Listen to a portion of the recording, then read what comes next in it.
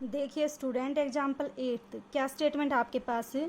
N engine and a train weight 210 tons and engine exerts a pull of 3 tons. The resistance of the motion of train is 14 lbs per ton. Find the time train will take to acquire a velocity of 3 miles per hour from the rest. देखो आपके पास क्या है कि एक train और एक engine है, उन दोनों का वेट कितना है आपके पास है 210 टन्स। ठीक है, इंजन क्या करता है आपके पास एक पुल एग्जर्ट्स करता है, मतलब एक फोर्स लगाता है उसके ऊपर। कितना फोर्स लगाता है आपका 3/2 टन्स। तो आपके पास देखो जो रेजिस्टेंस ऑफ मोशन है ट्रेन का वो पर टन कितना है आपके पास है 14 lbs। तो आपको वो टाइम फाइंड आउट करना है जब आपकी जो ट्रेन है वो रेस्ट से 3 माइल्स पर आवर की वेलोसिटी एक्वायर कर ले। ठीक है, वो टाइम फाइंड आउट करना है। क्या है आपके पास, ये आपके पास कोई एक ट्रेन है। ठीक है, ये इसका इंजन, इसका टोटल वेट कितना है आपके पास 210 टन्स। ठीक है, तो देखो आपका इंजन क्या करेगा, इसके ऊपर फोर्स लगाएगा, इसको क्या करेगा मोशन में लेके आने के लिए इसके ऊपर क्या करेगा फोर्स लगाएगा। तो देखो अब इस ट्रेन का जो वेट है वो क्या करेगा, इसके ऊपर रेजिस्टेंस लगाएगा कि मतलब वो इसको मोशन में नहीं आने देगा। फिर क्या होगा आपके पास, जैसे ही जो इसका रेजिस्टेंस का फोर्स है उस फोर्स से ज़्यादा फोर्स ये इंजन इसके ऊपर लगाएगा तो आपकी ट्रेन क्या होगी, मोशन में आना स्टार्ट कर देगी। तो आपकी ट्रेन जब मोशन में आएगी थोड़े टाइम के बाद क्या करेगी, वो स्पीड पकड़ेगी। तो आपको क्या बताना है कि जब इसकी वेलोसिटी 3 माइल्स पर आवर हो जाए तो आपको इस ट्रेन को कितना टाइम लगेगा ये वेलोसिटी एक्वायर करने में। ठीक है, एक छोटा सा कंसेप्ट समझो इसको करने से पहले। मान लो आपके पास ये कोई एक बॉडी है, ठीक है, आपने इसके ऊपर फोर्स लगाया कितना 2 न्यूटन का फोर्स। 2 न्यूटन फोर्स किस डायरेक्शन में लगाया आपने, इस डायरेक्शन में लगाया। ठीक है, फिर आपने क्या किया 2 टन्स वेट आपने लगाया इस डायरेक्शन में। ठीक है, अगर आपने 2 टन्स इस डायरेक्शन में लगाया तो देखो क्या हो जाएगा 2 न्यूटन्स वेट, ये 2 न्यूटन फोर्स, ये आपकी जो ये बॉडी है क्या हो जाएगी इधर शिफ्ट हो जाएगी। लेकिन दूसरा केस आपके पास क्या है, मान लो आपके पास ये एक बॉडी है, आपने 2 न्यूटन फोर्स लगाया यहाँ पे, 2 न्यूटन फोर्स लगाया यहाँ पे, दोनों फोर्स क्या है आपके पास इक्वल हैं। आप इधर से भी बॉडी को खींचोगे इधर से भी खींचोगे, दोनों फोर्स अगर आपके पास इक्वल हैं तो बॉडी क्या रहेगी इक्विलिब्रियम में रहेगी, ना वो यहाँ शिफ्ट होगी ना वो यहाँ शिफ्ट होगी। लेकिन जैसे ही मान लो आपने यहाँ पे 2 न्यूटन फोर्स ना लगा के आपने लगा दिया 4 न्यूटन फोर्स, कि 2 न्यूटन से तो आपने इधर खींचा इसको, 4 न्यूटन से आपने इसको इधर खींचा, तो क्या हो गया आपकी बॉडी इधर की तरफ मूव करेगी। क्यों मूव करेगी, क्योंकि देखो 2 न्यूटन फोर्स से 2 न्यूटन फोर्स तो आपका बैलेंस हो जाएगा। जो फोर्स आपका इस बॉडी को इधर शिफ्ट करेगा उस फोर्स को क्या बोल दोगे आप, इफेक्टिव फोर्स बोल दोगे। इफेक्टिव फोर्स का मतलब वो फोर्स जो इसको मोशन में लेके आएगा, और वो फोर्स कितना होगा आपके पास, जो फोर्स आपने लगाया वो माइनस में क्या हो जाएगा, जो आपने 2 न्यूटन फोर्स इस डायरेक्शन में लगाया वो यानी कि 2 न्यूटन। तो आपके पास 2 न्यूटन फोर्स आपका वो इफेक्टिव फोर्स है जो इसको इस डायरेक्शन में लेके जाएगा। ठीक है, सेम कंसेप्ट आपका यहाँ पे है। मान लो आप इस ट्रेन का रेजिस्टेंस फोर्स निकाल दो। ठीक है, रेजिस्टेंस फोर्स आप अगर इफेक्टिव फोर्स निकालना चाहते हो तो क्या हो जाएगा आपके पास, जो फोर्स आपका इंजन लगाएगा उस फोर्स में से जो इसका रेजिस्टेंस का फोर्स है उसको सब्ट्रैक्ट कर दोगी तो आपके पास क्या आ जाएगा, वो इफेक्टिव फोर्स आ जाएगा जो इसको इस डायरेक्शन में लेके जाएगा। ठीक है, ये था आपके पास छोटा सा कंसेप्ट। अब देखो इसको कैसे करोगे, आपको फाइंड आउट करना है टाइम। दे क्या रखी है आपके पास, इनिशियल वेलोसिटी फाइनल वेलोसिटी। ठीक है, तो आपके पास initial velocity final velocity time में क्या रिलेशन होता है आपके पास, v is equal to u plus F T. u क्या है आपके पास initial velocity, v final velocity, t आपका टाइम।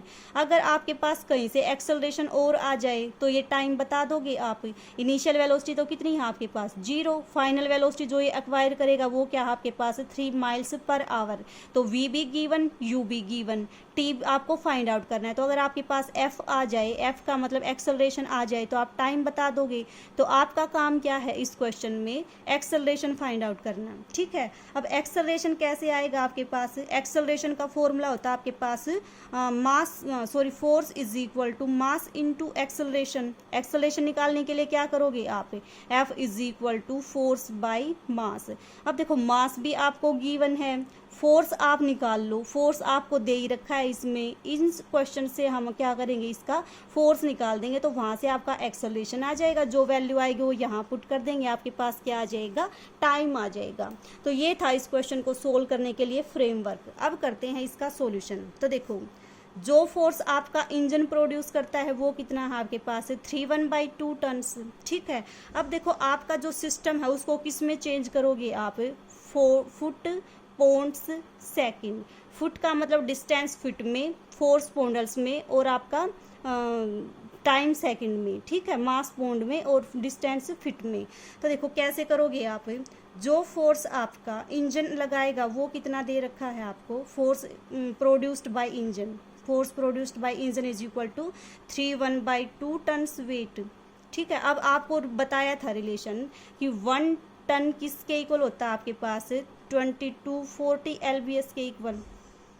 ठीक है, और 1 LBS किसके इक्वल होता है आपके पास, 1 LBS weight is equal to 32 pounds. Force की क्या यूनिट होती है आपके पास, पॉन्डल्स होती है। तो हम क्या करेंगे, इस फोर्स को पॉन्डल्स में चेंज कर लेंगे। तो पहले तो करेंगे टन को LBS में चेंज, फिर LBS को पॉन्डल में चेंज करेंगे। तो देखो 1 टन में ये LBS है, तो इतने टन में कितना हो जाएगा, इससे मल्टीप्लाई कर दो, कितना आ जाएगा 7/2 2240। ये क्या आया आपका LBS।